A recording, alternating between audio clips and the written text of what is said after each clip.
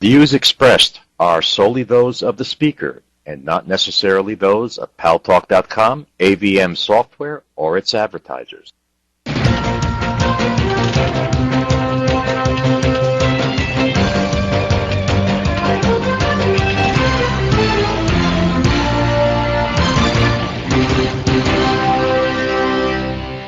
News Talk is online. News Talk Online is a production of Paltalk.com, the largest multimedia interactive program on the internet with more than 4 million unique users on demand on iTunes and on YouTube and on my blog, GaryBaumgarten.com, where you're encouraged to post your comments.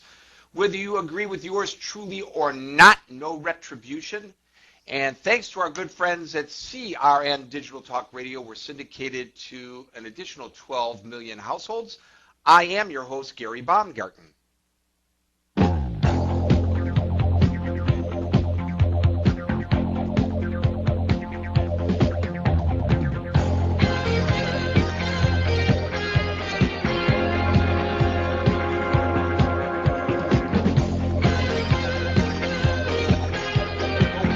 Instead of being transplanted, desperately needed hearts, livers, and kidneys could simply be regrown within your own body. Imagine a genetic technology involving stem cells that allows the body to regenerate injured or diseased organs. Life as we know it today would be completely changed. Devastating diseases and conditions would no longer mean a death sentence, and life expectancy could reach unheard of highs. But what about the moral, legal, and ethical implications such a technology entails?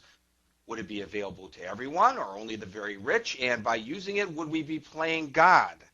The debate over stem cell research and its funding is periodically prominent in the news. It's become both a scientific and a theological argument.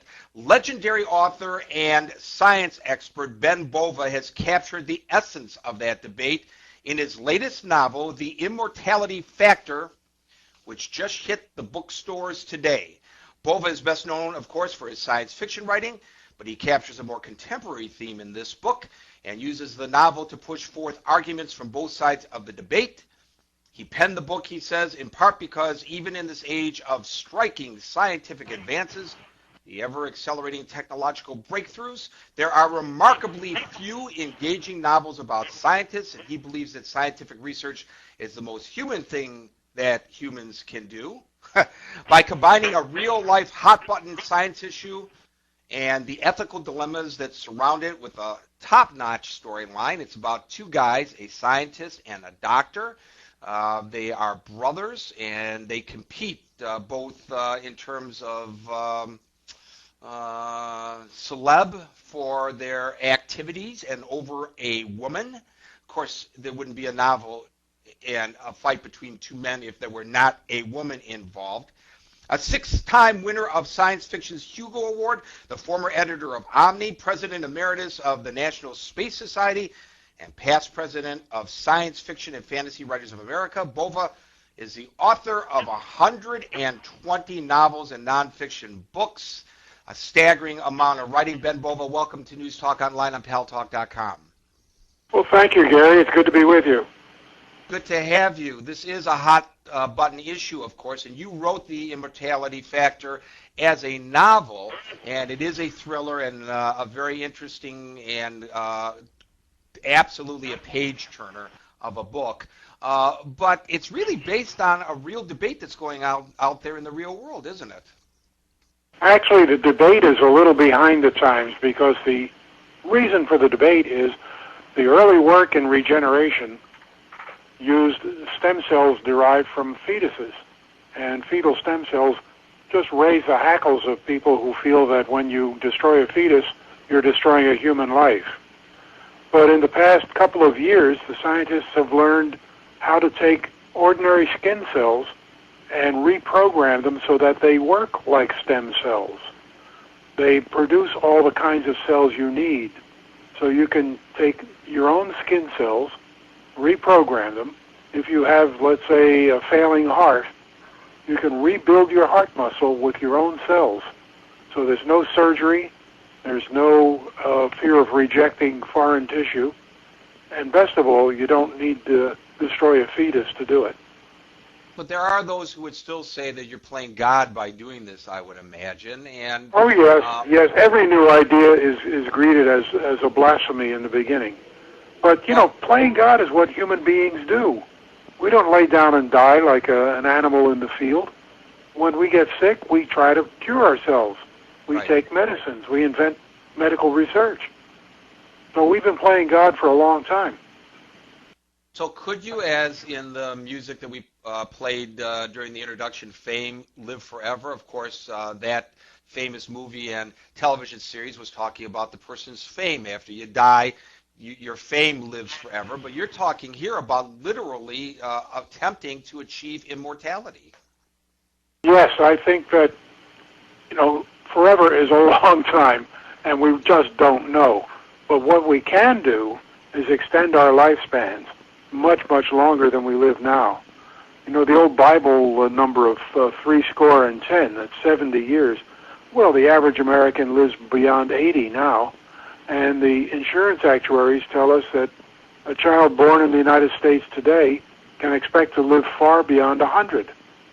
So we're already stretching our lifespans, and when this new research comes in, when you can regrow organs that have damaged by disease or age, nobody knows how long a human being would be able to live.